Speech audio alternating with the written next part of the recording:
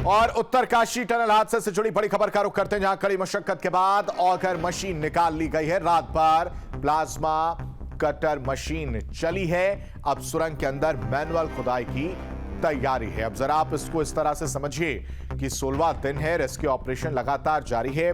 Auger machine जो है उसे काट कर निकालने की कोशिश की जा रही थी और अब इसमें सफलता मिल गई। अब इस पूरे रेस्क्यू ऑपरेशन को कैसे चलाया जाएगा? इस पूरे रेस्क्यू ऑपरेशन को ऑगर मशीन काटने के बाद अब जो मशीन है वो पहले ड्रिलिंग का काम करती थी, अब दूसरी तरफ ड्रिलिंग का काम ना करके अब जो पाइप है उसे पुश करते हुए, उसे फिट करते हुए नजर आएगी। सारा जानकारी के साथ संवाददाता अजीत राठी हमारे साथ जुड़ चुके हैं। अजीत, ऑगर मशीन निकाल ली गई है, रात भर प्लाज्मा कटर मशीन जो है वो चली है और आपने कुछ देर पहले समझाया था कि अब ऑगर मशीन जो 2 रोल निभाती थी उसमें से एक रोल निभाती हुई नजर आएगी। अब इस पूरे रेस्क्यू ऑपरेशन को जरा एक नजरिए से समझाइए कि अब यह रेस्क्यू ऑपरेशन किस तरह से बढ़ता हुआ नजर आएगा।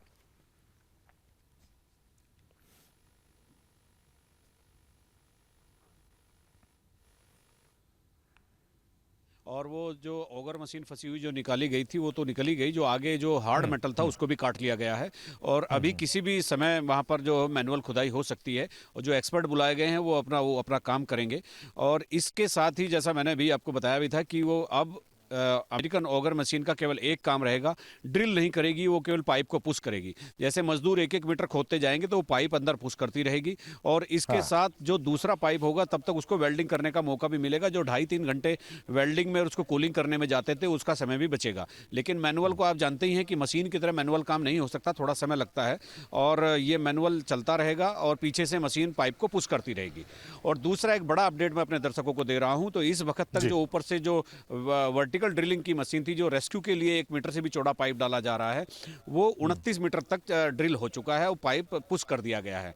और ये एक मतलब अच्छा संकेत है। कल से जितने भी अभियान कल सुबह से शुरू हुए थे वो भले ही धीमे चले लेकिन उनमें प्रगति हो रही है। बहुत जल्दी ना हो तो लेकिन चीज़ें चल रही है, बीच में कोई हर्डल नहीं आ रही है। और अब मुझे लगता है कि जब मैनुअल ड्रिल होगी तो 1-8 मीटर खोदने तक उनकी रफ्तार का अंदाजा हो जाएगा, उससे टाइम का अंदाजा भी लगाया जा सकेगा कि 1 या 2 दिन का काम कितने का हो सकता है। और वो जो वर्टिकल वाली मशीन है जो ऊपर से कर रही है तो उसको भी अभी जब चूंकि 29-30 मीटर हो ही चुका है और 86 मीटर तक जाना है तो उसकी स्पीड आज बढ़ने की उम्मीद है। और 40 मीटर के बाद फिर नई मशीन आती है, चूंकि 40 उसकी रेंज ज़्यादा होती है, उस मशीन को भी मंगवा लिया गया। आज शाम तक वो मशीन भी यहाँ पर पहुँच जाएगी। जी बिल्कुल, बड़ी खबर आपने बताई है अजीत की। इस वक्त एक और अपडेट हम अपने दर्शकों को दे दें कि वर्टिकली जो ड्रिलिंग का काम किया जा रहा है उसमें 29 मीटर तक जो है ड्रिलिंग कर ली गई है।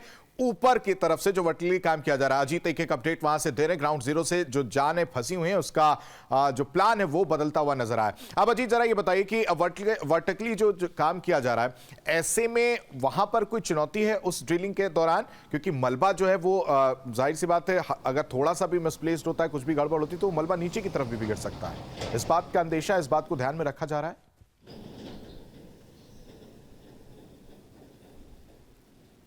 जी बिल्कुल, देखिए वहाँ एक चुनौती है पानी आने की।